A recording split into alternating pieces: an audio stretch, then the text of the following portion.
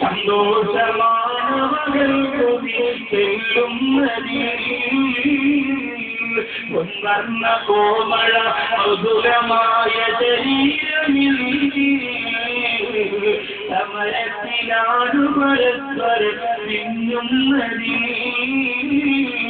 എല്ലാ പോയിവങ്ങളെ നാളെ വലിയെടുക്കയിൽ നൗഷാദുവാകവെ പ്രവാസനം നടത്തുന്നത് മണ്ണവയിലെ അത്ഭുതങ്ങളെ കുറിച്ചാ അവരുടെ അത്ഭുതങ്ങളെ കുറിച്ചാ അവരിലേക്ക് വരുന്ന പാമ്പിനെ കുറിച്ചാ അവരിലേക്ക് വരുന്ന പേരിനെ കുറിച്ചാ അവരിനകത്ത് വാരിക്കൂട്ടുന്ന നരകത്തിന്റെ തീക്കട്ടകളെ കുറിച്ചാ എന്ന തങ്ങളെ കലങ്കരയുന്ന ആയോടെല്ലാറ് സഹോദരന്മാരോട് ഞാൻ ചോദിക്കട്ടെ ആർക്കു വേണ്ടി ഒരുങ്ങിയാലും എവിടെ കൊണ്ടുപോലെ ആർക്കു വേണ്ടി തുള്ളിച്ചാടിയാലും എവിടെ അവരുടെ കൊച്ചുകളെ അല്ലാഹുവേ നിങ്ങളെ കാത്തുരക്ഷിക്കണേ അല്ലാ. അതുകൊണ്ട് അന്യപുരുഷന്മാർക്ക് വേണ്ടി ശരീരം കൊടുക്കണ്ട, സൗന്ദര്യം കൊടുക്കണ്ട, സംസാരം കൊടുക്കണ്ട, സമ്പത്ത് കൊടുക്കണ്ട, ശബ്ദം കൊടുക്കണ്ട, നിശബ്ദം കൊടുക്കണ്ട, ഒന്നും കൊടുക്കണ്ട. പ്രിയപ്പെട്ട പെണ്ണുകളെ, എല്ലാം എന്റെ ഭർത്താവാണ്, ഭർത്താവാണ് 60 ഭർത്താവാണ്. അങ്ങനെ തീരുമാനിക്കണം. എന്നിട്ട് വിവാഹത്തിന് മുമ്പുള്ള സർവബന്ധങ്ങളും അൽഹംദുലില്ലാഹ്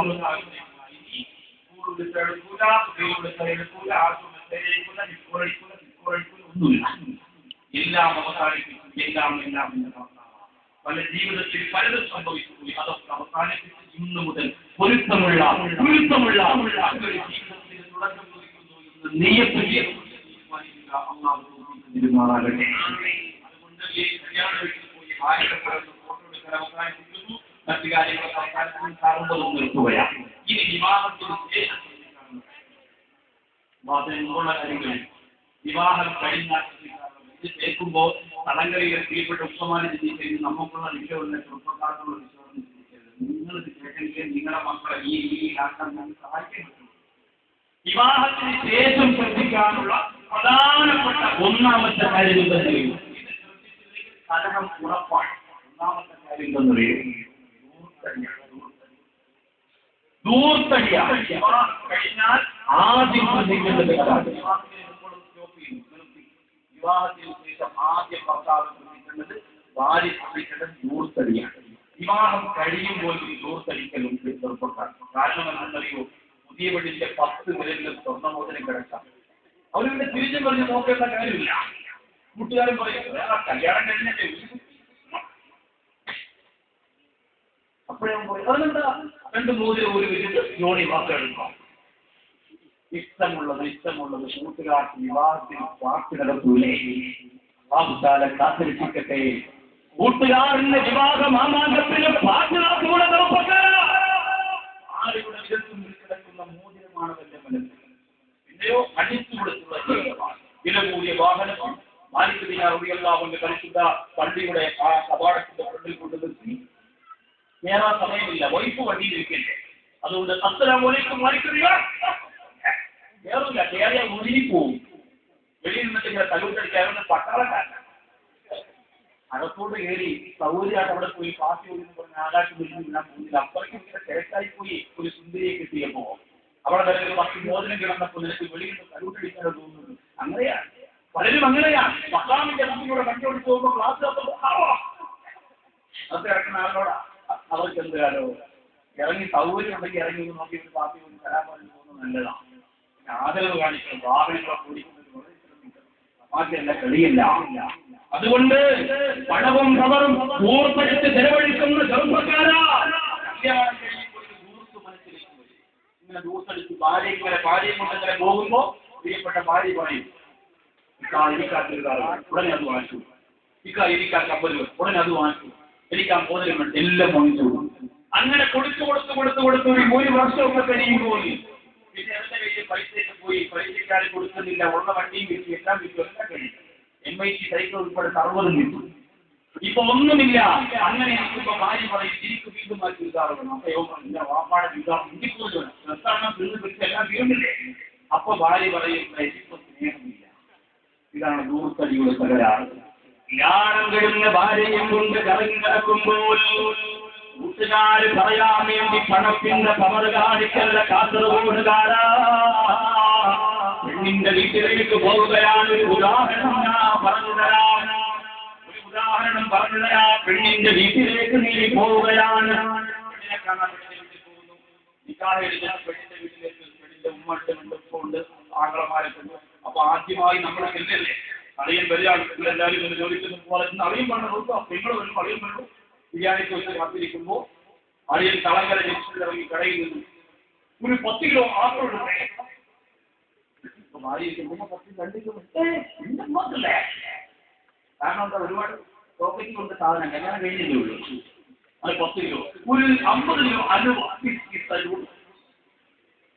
അങ്ങനെ 50 കിലോ പീസ് അടിപൊളി. കപ്പക്കൊല, മറ്റേക്കൊല, നേന്ത്രക്കൊല, മറച്ചക്കൊല എല്ലാം കൂടി വണ്ടി ഇങ്ങനെ ചുമന്നുകൊണ്ട് പോവാം. അപ്പൊ പെണ്ണിന്റെ ഉമ്മ പറയും, ഒന്നോ നമ്മുടെ മരുമോൻ.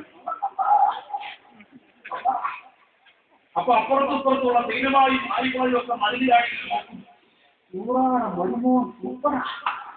അതെന്താ കൊണ്ടിറക്കിയേ കൊലവല്ലോ മാങ്ങവല്ലോ തേങ്ങവല്ലോ അല്ലോ അവള് ഭാഗ്യമാണ്. ഇതൊക്കെ പറഞ്ഞു വലിയ ദൃശ്യപ്പായി ഹാളിൽ പോയി കാലത്ത് ആ വൈഫിന്റെ ഉപ്പയും പോയി ഒരു ഭാഗത്ത് ഒരു വലിയ ഗൾഫിന്റെ സിഗരറ്റ്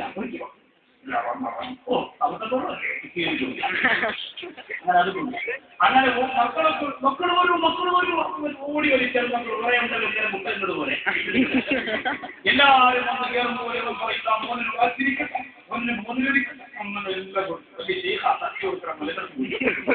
കൊടുത്തു കഴിഞ്ഞു. 2-3 മാസം ഇങ്ങനെയാണ് വരെ.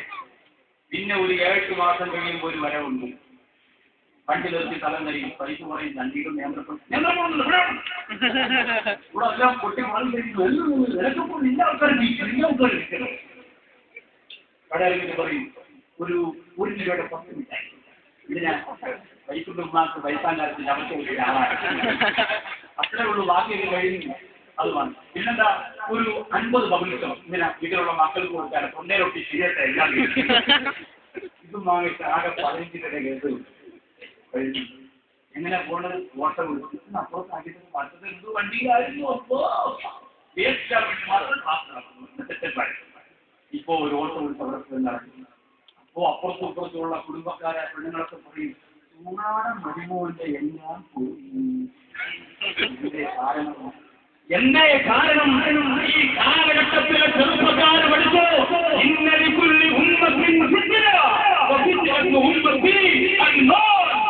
സമുദായത്തിന് അല്ലാഹു പഠിപ്പിക്കുന്ന ഏറ്റവും വലിയ പരീക്ഷണം സമ്പത്താണെന്ന